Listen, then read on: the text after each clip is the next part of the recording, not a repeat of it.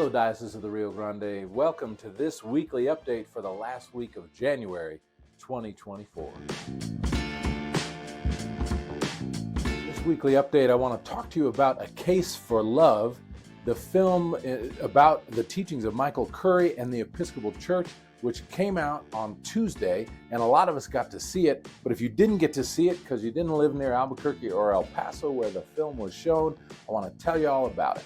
I also want to talk to you about an episode of On Point, which you can find on NPR. I'll put the link down below, about de-churching in America.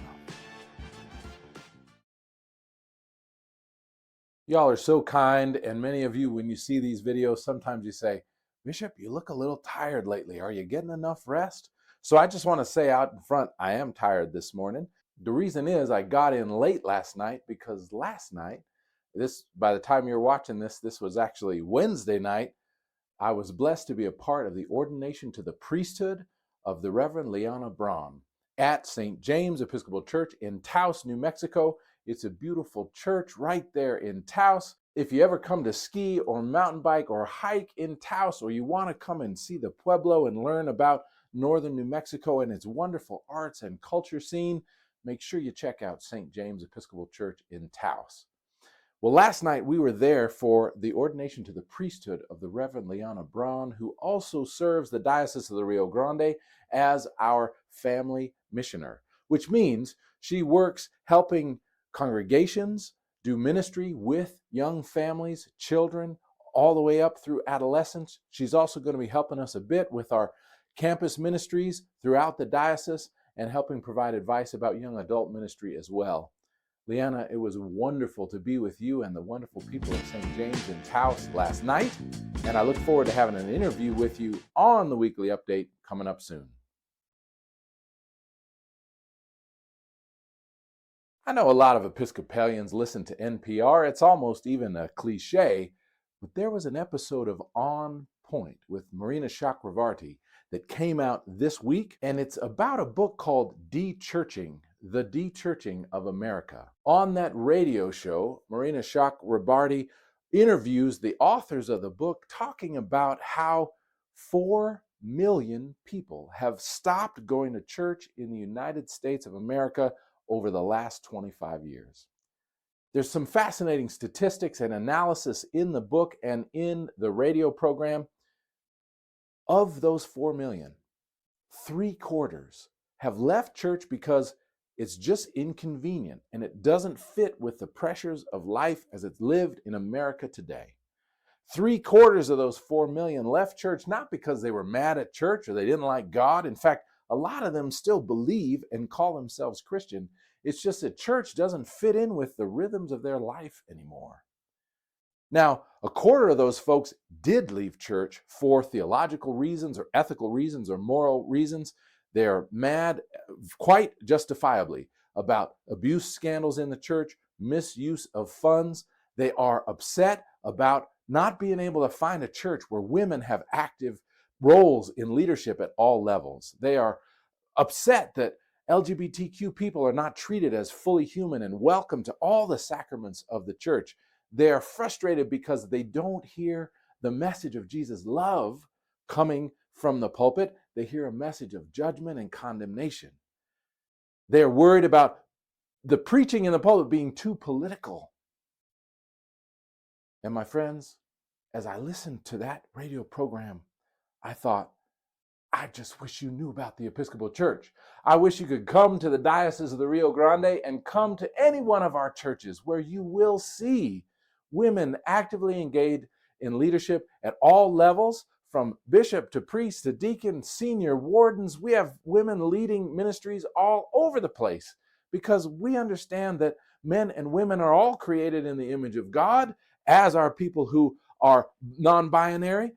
All human beings are created in the image of God, and Jesus came to preach love for and to all of us. I just want to stand up and say to the world, if you're looking for a church where the sacrament of the Holy Eucharist and Holy Baptism and ordination is open to everybody, including if you're GLBTQ, come on, try us out. We're the Episcopal Church, Episcopal. And we believe that God loves everybody. We believe, in the words of our presiding bishop, that if it ain't about love, it ain't about God. And I just want to figure out, Episcopal Church, how we can get the word out there to let people know that there is a church where the teachings of Jesus' love are proclaimed, where all human beings are welcomed, and not just welcomed, not just tolerated, but enthusiastically embraced.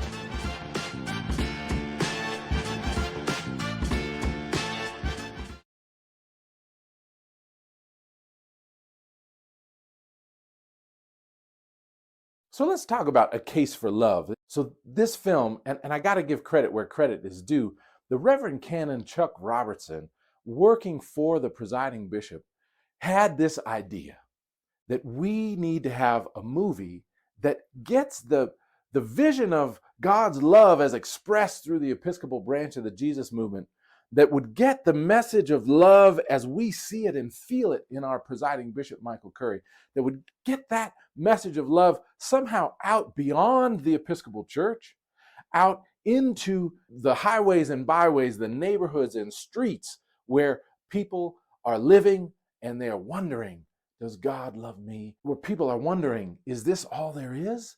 This political anger that is rampant on social media and everybody's tearing each other up, this divided country, Republican and Democrat, where people are so deeply committed to their political beliefs that they can't even hear one another. Is that what we're left with? Well, of course, Michael Curry has always been saying that love binds us together.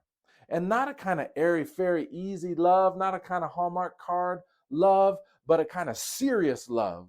A love that is willing to do the hard thing for the other. A love that is willing to listen to the neighbor even when I don't really want to hear what the neighbor has to say, because I want to stand on common ground of love with people.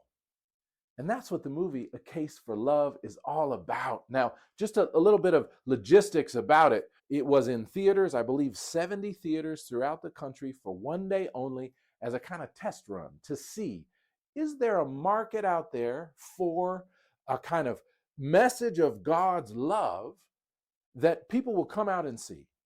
And we in the Diocese of the Rio Grande, I think, put out a good showing. We filled the theater at 4 o'clock in Albuquerque. There were multiple theaters in Albuquerque where the film was showing, and I think we had Episcopalians at all of those theaters. We also had events and people showing up to see the film in El Paso. Those were the two cities where the film was shown in the Diocese of the Rio Grande, and we turned out. It was fun to walk into that movie theater, get a tub of popcorn, and see a whole bunch of people there eager to see and hear about the case for love, that love is what we need to bring this country together. Love is what we need, and that if we focus on love instead of division and hatred and anger, we actually can change the world. A message that says that even if you're suffering or dealing with pain, that love is the way forward. It was a wonderful film, not an overly churchy film. In fact, I could tell that it was designed, that the director intended to try to reach a kind of mainstream audience. The film A Case for Love was a powerful collection of human stories. There was a woman there who was sexually abused as a child and found a way to make a living by selling her body on the streets, and how she found the Thistle Farms ministry, and how that ministry has helped her see that she is a beloved child of God, and has networked her into community, showing her the true value of her life, and that she doesn't have to sell her body anymore. There was a story about an NFL football player who has ALS, and about how his life still has meaning beyond the use of his body to play football and to be famous and make a lot of money.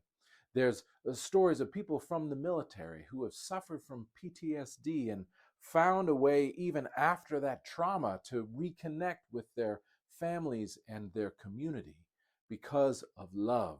And people who are serving in the military, in the Navy, about the bonds of love that are created through that service.